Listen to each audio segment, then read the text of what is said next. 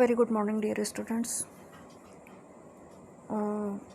इसके पहले जो फर्स्ट पीरियड हुआ था उस दिन ट्यूसडे के दिन 2 पीरियड थे। उसमें मैंने आपको अपने इंट्रोडक्शन के साथ आपसे भी कुछ बातें की। अलावा इसके मैंने आपको दुख का अधिकार स्पर्श से जुड़ा हुआ फर्स्ट लेसन उससे जुड़ी हुई कुछ बातें बताई थी, जिसमें सारांश आया था और कुछ समानार्थी शब्द आए थे जिससे आपने बहुत अच्छी तरह से समझा होगा शायद, है ना। तो अब इसके बाद मैं दुख का अधिकार से जुड़ा हुआ सारांश की जो लिंक थी वो भी मैंने उस दिन सेंड की थी। अब मैं आपको इस पीपीटी और ऑडियो वीडियो लिंक के द्वारा दुख का अधिकार पाठ का सविस्तार एक्सप्लेनेशन फिर से एक बार ऑडियो वीडियो थ्रू भेज रही हूँ। इसे आप ध्यान से देखिए, पढ़िए और समझिएगा, ठीक है। एक नहीं 2 बार देखकर आप पढ़ लिख कर समझ सकते हैं। अगर आपको समझ में नहीं आया तो इस लिंक को ओपन करके आप देख सकते हैं। पाठ का नाम दुख का अधिकार। देखिए यहाँ पर स्लाइड में दिखाई दे रहा है दुख का अधिकार, यशपाल जी। तो स्लाइड नंबर 2 में देखिए, बच्चों, पोशाक मनुष्य का दर्जा निश्चित करती है। दर्जा यानी श्रेणी, कैसी पोशाक पहनी है हमने, high class, middle class, lower class. पोशाकों के भी प्रकार होते हैं। तो पोशाक इंसान को झुकने से रोकती है जब वो बहुत अच्छी पोशाक पहनकर होता है। पोशाक से हम अमीर गरीब का पता लगा सकते हैं। पोशाक से ही अमीर गरीब के भेद का पता चलता है। पर ऐसा ज़रूरी नहीं है। हाँ स्टूडेंट्स, कभी कभी क्या होता है, एक सर्वसाधारण इंसान भी अच्छी पोशाक पहनकर अपना दर्जा निश्चित कर सकता है। पोशाक ही गरीब का दुख जानने से रोकती है कभी कभी।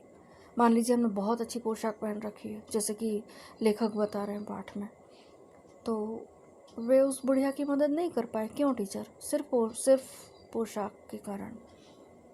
वास्तव में पोशाक की बंधन और अड़चन का कारण बन जाती है। अड़चन यानी परेशानी। और कई बार क्या, हम गरीब से उसका दुख नहीं बटा सकते, हम बटा सकते, कम नहीं कर सकते उसका दुख। पोशाक बंधन बनकर सामने आती है। फिर आगे चलें तो उसमें बताया गया पाठ में कि भगवाना जो बुढ़िया का बेटा था 23 साल का, थोड़ी सी ज़मीन पर सब्जियां खरबूजे उगाकर बेचता था और उसी से अपने परिवार का गुजर बसर करता था। उसके परिवार में माँ थी, पत्नी थी और बच्चे थे। वो कभी कभी उसकी माँ बाज़ार में फसल बेचने के लिए जाती ज़रूर थी। वे लोग गरीब थे, किसी तरह अपने घर का गुजारा करते थे। भगवाना की पत्नी और 2 बच्चे भी थे, थोड़ी देर पहले भी बताया था।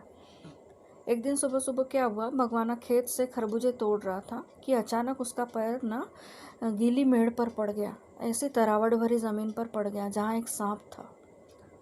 सांप जहाँ पर विश्राम कर रहा था, मतलब आराम कर रहा था। उसने तुरंत भगवाना को डस लिया। याद रखिए, सांप डसता है, काटता नहीं। बुढ़िया माँ पागलों की तरह दौड़ती हुई, क्या करूँ क्या करूँ क्या करूँ, समझ में नहीं आ रहा था उसे। पढ़ी लिखी नहीं थी ना। अगर वो पढ़ी लिखी होती, शिक्षित होती, तो हो सकता है वो डॉक्टर के पास जाती, बट नहीं। उसने किसी ओझा और मंत्र और झाड़ फूँक करने वाले को बुलाया। नाग देवता की पूजा की गई, इलाज किया गया। जो कुछ था वो सब कुछ समाप्त हो गया उस झाड़ फूँक में, लेकिन भगवाना नहीं बचा। बच्चे भूख से तड़प रहे थे, बहू भूख से तप रही थी, बुखार से तप रही थी, बुखार से तप रही थी। बुढ़िया को कोई भी उधार नहीं दे रहा था, क्योंकि पता था कि भाई लड़का मर चुका है, अभी से उधार क्या देना है। घर में कमाने वाला कोई जो नहीं बचा था, तो बुढ़िया लाचार थी, क्या करे। अगले ही दिन खरबूजे बेचने बाहर चली गई।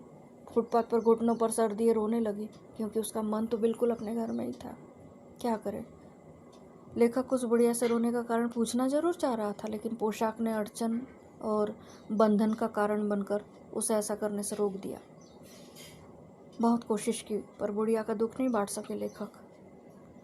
फिर आसपास की दुकानों से पूछने के बाद पता चला कि बुढ़िया का 23 साल का एक बेटा था, जिसकी सांप के डसने से मौत हो गई।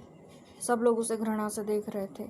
एक ने तो कहा कि बेटे को मरा 1 दिन भी नहीं हुआ और दुकान लगा कर बैठ गई, बेहया है, बेशर्म है, और पता नहीं क्या क्या तरह तरह की गालियां देने लगे। अब रहा सवाल गालियों का, तो बच्चों, भारत में इतनी सारी गालियां उपलब्ध है जिसकी हद नहीं। बिना डिग्री, बिना कॉलेज, हमें इस प्रकार की गालियां आजू बाजू, अड़ोस पड़ोस, यहाँ वहाँ, एटमॉस्फेयर, स्कूल, परिवेश मिल ही जाती है, समझ में आ जाता है। तो इसके लिए धर्म, ईमान, कसम, लुगाई, बेटा बेटी सब रोटी का टुकड़ा ही है, ऐसा लोगों ने कहा, जबकि ये गलत था।